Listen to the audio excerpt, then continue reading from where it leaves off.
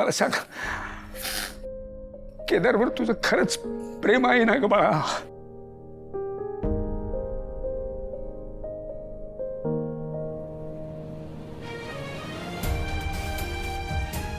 मग केदार शिवाय तू तुझ्या आयुष्याचा विचार तरी करू शकतेस का? मला सांग.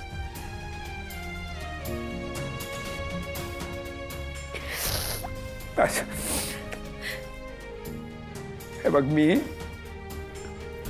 आत्ताच केदारकडनं एक वचन घेतलंय आणि तर तुझ्याकडनं सुद्धा मला एक वचन हवंय. इथून पुढे तुमच्या आयुष्यामध्ये काही झालं, कितीही तुमची भांडणं झाली, वाद झाले, किती एकमेकांवर रागावलात, चिडलात, काही झालं तरी इथून पुढे तू हा असला काही विचित्र विचार करणार नाही.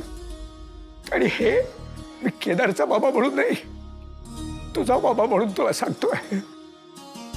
अगं, तुम्हाला एकमेकांपेक्षा चांगला जोडीदार शोधून सापडणार नाहीये तारिणी. कळतंय का तुला?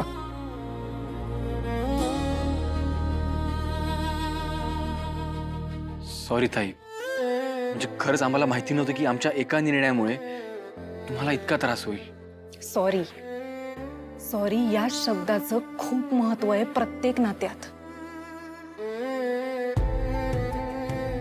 आणि आज जो तुम्ही विचार केलाय ना, विचार मनातनं काढून टाक केदार.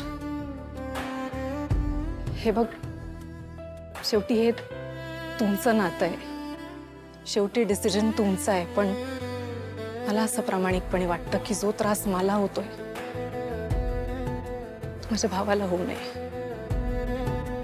शांतपणे या सगळ्याचा विचार कर.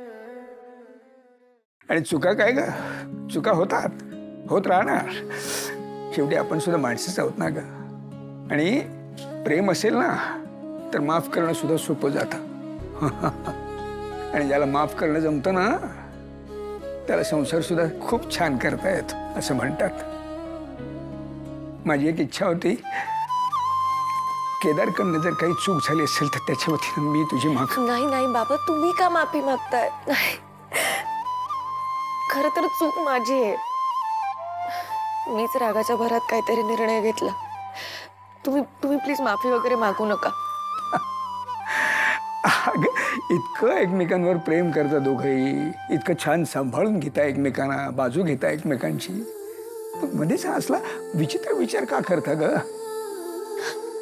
झाली आता चूक, काय करू? मग वचन देणार ना मला?